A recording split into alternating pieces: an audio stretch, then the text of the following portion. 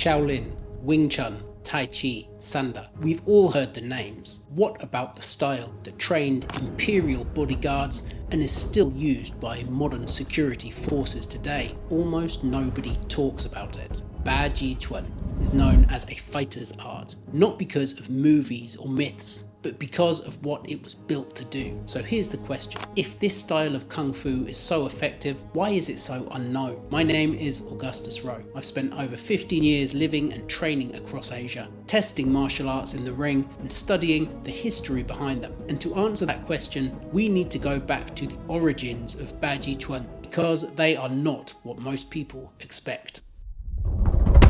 The earliest confirmed origins of Bajiquan as a recognizable system come from Mengcun in Hebei province, a region long associated with military settlements, armed caravans and frontier life. However, despite being a Chinese martial art, Bajiquan's roots are not in the ethnic Han majority, but in the Hui Muslim community, whose presence in the region dates back to the Ming dynasty. At the center of this history is Wu Zhong. He is the first clearly documented figure in Bajiquan's lineage, and most of what we know about the system begins with him. Like many martial arts founders, the details of his early training are unclear. Some traditions describe Zhong learning from wandering monks. Others go back further, linking Bajiquan to military traditions, like those associated with Bajiquan in the 16th century. But these connections are mainly oral and therefore hard to prove. What is known is this.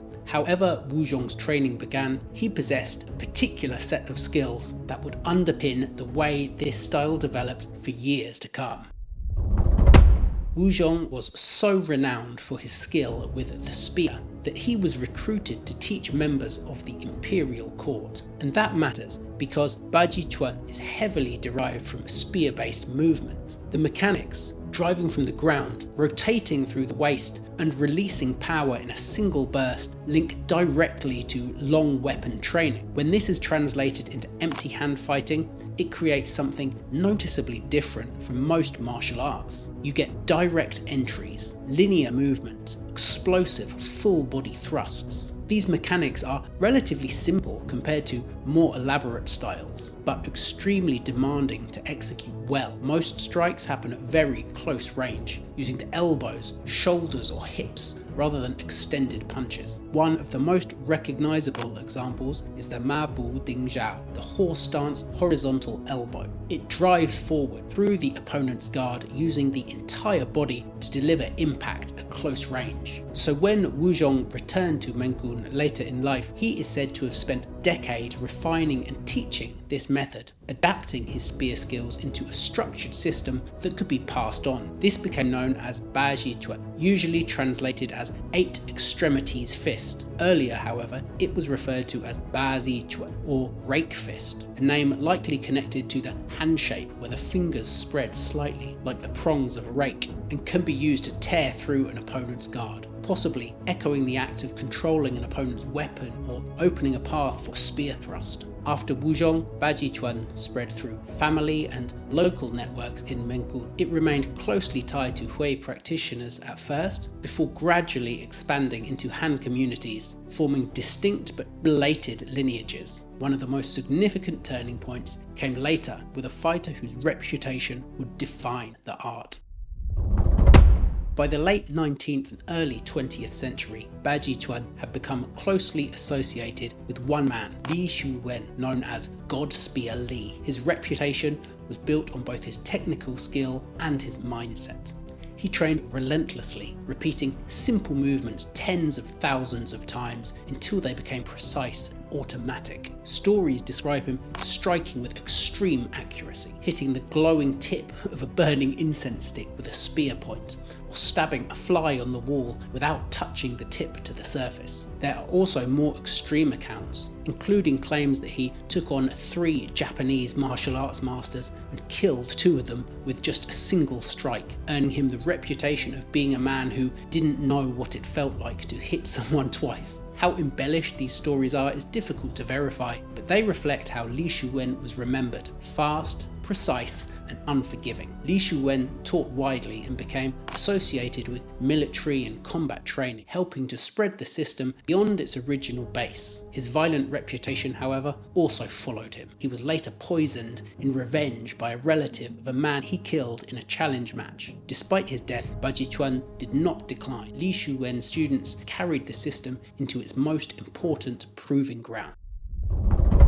Bajiquan found its home not in civilian schools, but in the violent political landscape of early 20th century China. As the Qing dynasty collapsed and power fragmented, the demand for personal security grew. Several of Li Shu Wen's students stepped into that role, most notably as bodyguards to Pu Yi, the last Qing emperor. Others operated within the security structures of Chiang Kai-shek, while later practitioners trained personnel linked to Mao Zedong's protection units. This is where Bajiquan's reputation was further cemented, because bodyguards don't fight like athletes. Engagements happen suddenly, close range, under pressure, and often in confined spaces. Bajiquan fits that environment extremely well. Its methods prioritize immediate entry, structural disruption, and short-range power generated through the body. There is little emphasis on extended exchanges, and the objective is to end an encounter before it develops. This mirrors the influence of Li Shu Wen himself,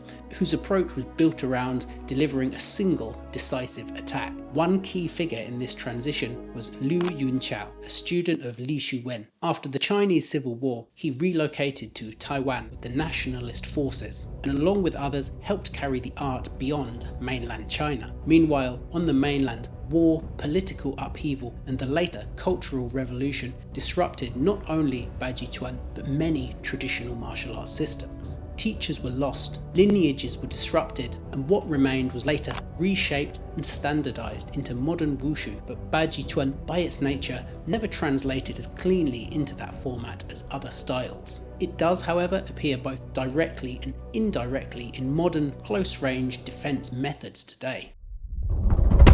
So why is Bajiquan not better known today? There isn't a single reason, there are several, and they all connect. First, it's physically demanding. Although the system is relatively compact, proper training requires a deep understanding of structure, alignment, and power generation, developed over long periods of repetition. In some lineages, this is reinforced through weapon training, particularly with the spear, or through complementary systems like Bajiquan. That kind of training takes time, and most people nowadays simply can't commit to it. Second, it's deceptively simple. Bajiquan doesn't look impressive. Compared to much of modern wushu with its speed, acrobatics, and dramatic movement, it doesn't match what most people expect Kung Fu to look like. But that simplicity is intentional. Like many practical fighting systems, it's built to be direct and functional, not visual. Third, it doesn't fit modern combat sports particularly well, especially against fighters who are trained for ring environments. However, certain elements of it do appear in systems like Sanda, but as a whole, Bajiquan is better suited to contexts like personal protection, where speed, surprise, and decisive action matter more than prolonged exchanges. And finally, history played a role. War, political upheaval, and government restrictions disrupted traditional martial arts across China, breaking lineages and reshaping how these systems were taught. Some branches spread beyond mainland China. Others were preserved in small lineages or became standardized forms. So when you put all of that together,